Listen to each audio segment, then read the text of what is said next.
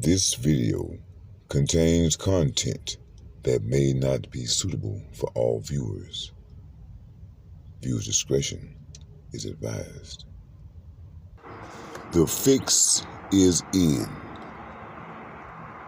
I just really and truly believe in my heart that George Floyd won't receive any justice.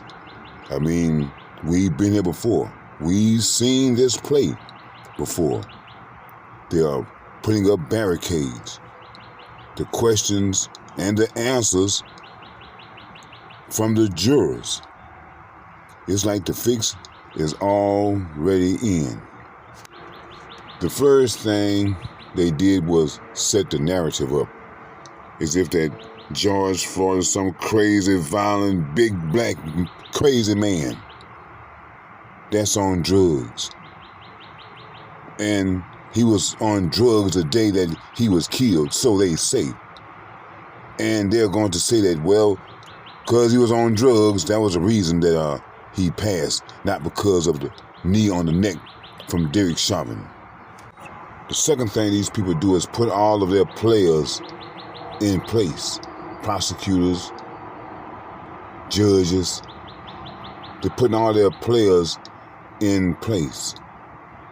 And then they fortify the courthouse. That's the biggest red flag right there. When they start putting up these fence and bringing out military around the courthouse, that's letting you know that they're going to have a ruling in favor of the cop, and they know that people are going to be upset about it, so they're going to have these cops there to shoot black people, not those insurrectionists. And the third thing they got to do is select their jurors. I've listened to some of those potential jurors, and I listened to the questions that they asked. This one lady that was a potential juror, she says that she has law enforcement in her family. This other guy, they asked him how he feel about law enforcement, or he loves cops. He feels safe that they're in his neighborhood.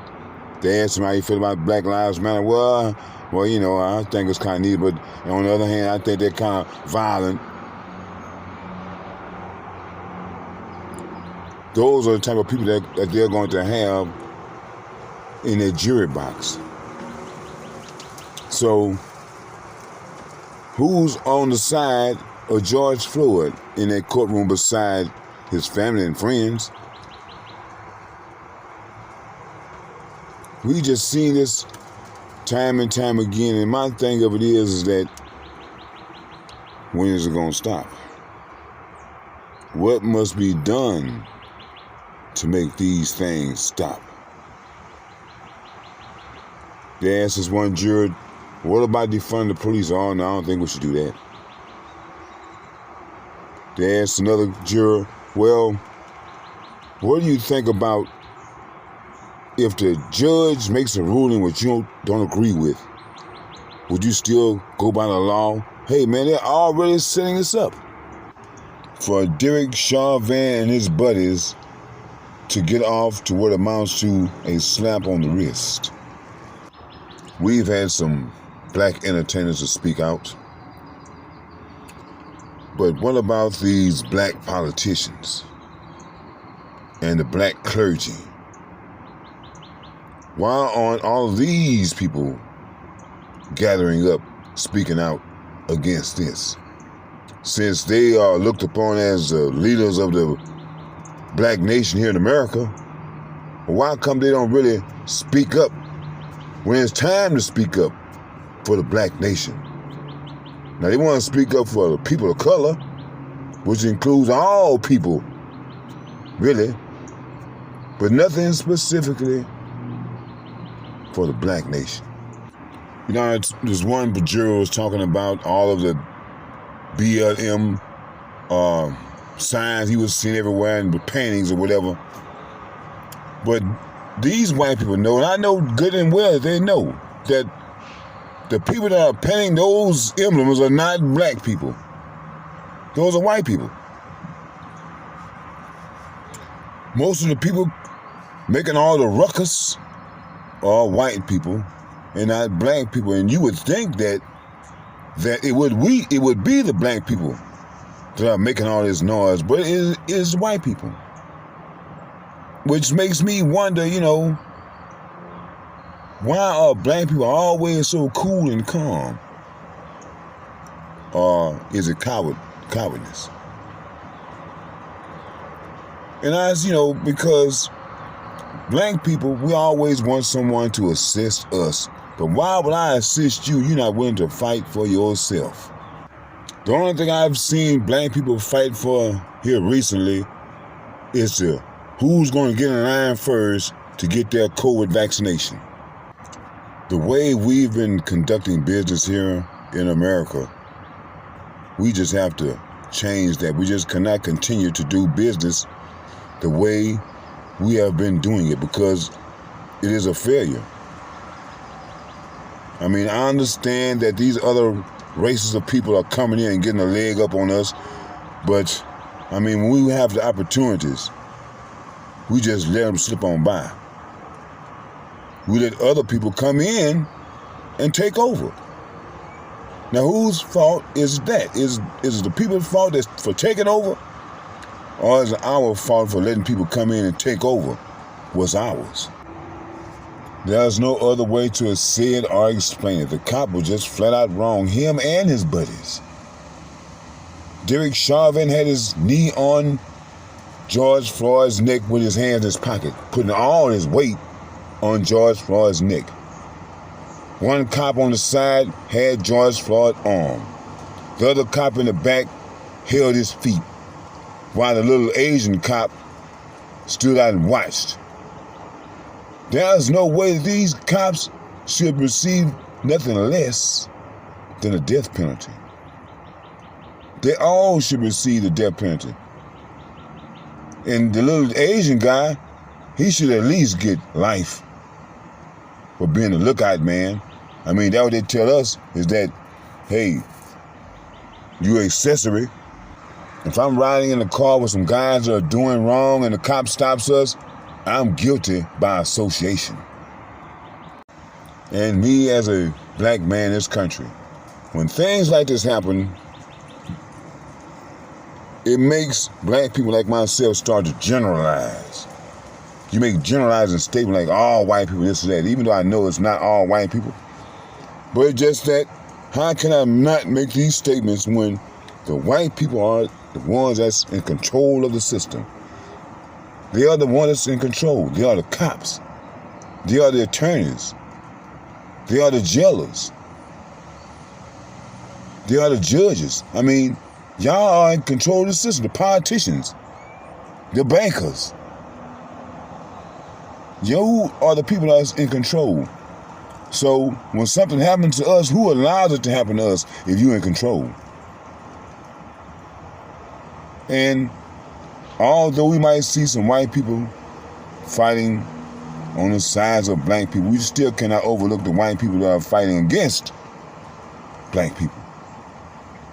And when you look out and you see a group of people, just how can you distinguish the good white person from the bad white person? It's not like you have on different uniforms, whereas I can distinguish the two.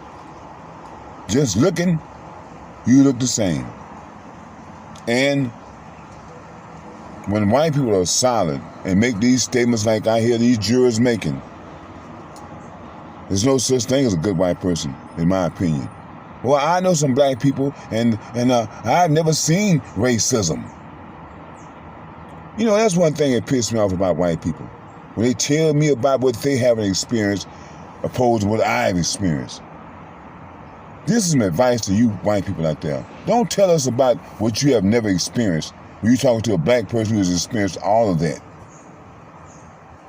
I went to the hospital and the lady told me that, well, by law, they have to see everybody regardless if you have insurance or not. I know many black people that have been turned away at these hospitals because they didn't have the proper insurance. White people always make statements like that about what they experienced, what they haven't seen, which is supposed to be making me a damn liar. But you racist white people know that it is that I'm not a liar.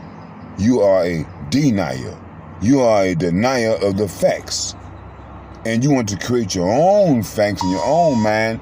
You white people, you racist, you must have used to watch Mr. Rogers' Neighborhood as a kid because you constantly live in the land of make-believe.